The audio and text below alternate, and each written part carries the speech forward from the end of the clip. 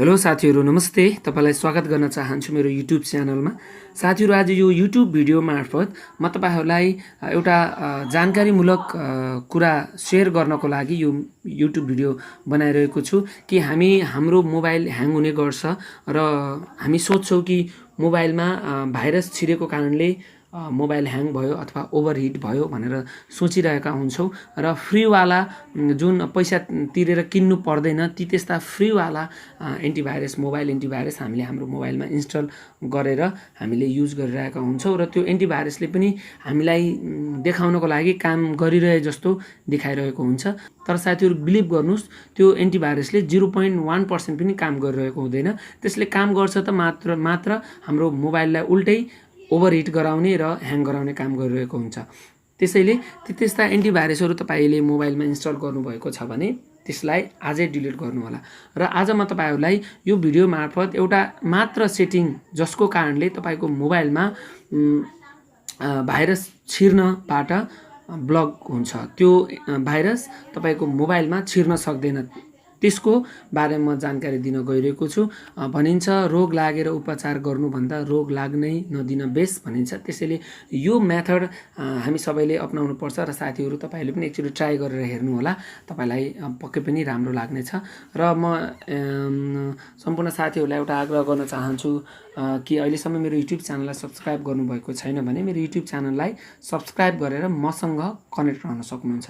Okay साथीहरू, अब धेरै टाइम वेस्ट नगरी म तपाईँहरूलाई त्यो एउटा सेटिङ बताउन चाहन्छु जसले गर्दा भाइरस तपाईँको मोबाइलमा छिर्न सक्दैन। सर्वप्रथम तपाईँ आफ्नो मोबाइलको सेटिङमा जानुपर्ने हुन्छ। सेटिङमा गइसकेपछि तल तपाईँले स्क्रोल डाउन गरिसकेपछि एउटा गुगल भनेर देख्नुहुन्छ, त्यसमा क्लिक गर्नुहोस् र फेरि त्यो गुगलभित्र छिरिसकेपछि तपाईँ तल स्क्रोल डाउन गरिसकेपछि त्यहाँ सेक्युरिटी देख्नुहुन्छ, त्यो सेक्युरिटीमा जानुहोस् र तलको अप्सन गुगल प्ले प्रोटेक्ट भनेको छ हैन। सुरुमा फाइन्ड माई डिभाइस छ, त्यसपछि तल गुगल प्ले प्रोटेक्ट छ, यसमा क्लिक गर्नुहोला। र यो क्लिक गरिसकेपछि तपाईँले तल देख्न सक्नुहुन्छ scan device for security threats भनेको छ। यो अप्सनलाई तपाईँले इनेबल गर्नुपर्ने हुन्छ। अहिले चाहिँ डिसेबल छ, अब यो अप्सनलाई तपाईँले इनेबल गर्नुहोस्। जब यो अप्सनलाई तपाईँले इनेबल गर्नुहुन्छ तब यो तलको दुईटै अप्सन आफै इनेबल हुन्छ। यसरी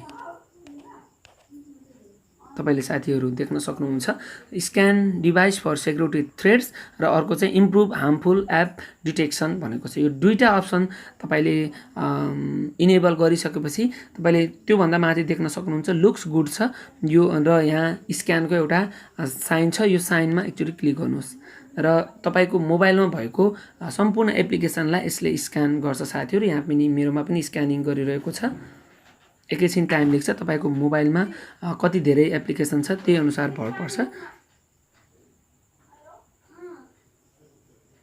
साथीहरू देख्न सक्नुहुन्छ यहाँ रिसेन्टली स्क्यान एप्स भनेर आएको छ र मेरोमा भएको एप्लिकेसनहरूमा कुनै पनि भाइरस छैन, यसले देखाएको छैन। यदि भाइरस छ र त्यस्तो एप्लिकेसन जुन तपाईँको मोबाइललाई हिट गराइरहेको छ, तपाईँको मोबाइललाई स्लो गराइरहेको छ अथवा त्यो एप्लिकेसनमा भाइरस छ भने तपाईँलाई यसले नोटिफाइड गर्नेछ है। अब त्यसपछि माथि तपाईँलाई म एकचोटि जानकारी दिन चाहन्छु। Google play protect regularly checks your apps and device for harmful behaviour, you will be notified of any security risk found भनेको छ। गुगल प्लेले तपाईँलाई रेगुलरली रूपमा चेक गर्छ तपाईँको मोबाइलमा भएको एप्लिकेसनलाई, र यदि कुनै त्यस्तो सेक्युरिटी रिस्क हुने खालका त्यस्ता एप्लिकेसन अथवा भाइरसहरू छ भने यसले तपाईँलाई नोटिफाइड गर्छ। यसरी जानकारी दिएको छ र यो अप्सन तपाईँले इनेबल गरिसकेपछि अब तपाईँको मोबाइलमा कुनै पनि किसिमको भाइरस चाहिँ छिर्न पाउँदैन। यदि तपाईँको मोबाइलमा भाइरस छिर्ने कोसिस गर्छ भने तपाईँलाई एउटा नोटिफिकेसन आउनेछ कि तपाईँको मोबाइलमा भाइरस छिर्ने कोसिस गर्दैछ र त्यो भाइरसलाई हामीले सजिलैसँग रिमुभ गर्न सक्छौँ। ओके साथीहरू, यो भिडियो तपाईँलाई कस्तो लाग्यो, यो जानकारी कस्तो लाग्यो एकचोटि ट्राई गरेर म साथीहरूलाई हेर्नको लागि आग्रह गर्न चाहन्छु। अत्यन्तै राम्रो अप्सन रहेको छ, यसले हाम्रो मोबाइललाई भाइरसबाट प्रोटेक्ट गर्नेछ। साथीहरू, यो भिडियो यति नै। मेरो भिडियो तपाईँलाई कस्तो लाग्यो, यदि मन परेको छ भने लाइक, कमेन्ट र सेयर गर्न सक्नुहुन्छ। र अन्त्यमा फेरि भन्न चाहन्छु, अहिलेसम्म मेरो युट्युब च्यानललाई सब्सक्राइब गर्नुभएको छैन भने युट्युब च्यानललाई सब्सक्राइब गरेर मसँग कनेक्ट राख्न सक्नुहुन्छ।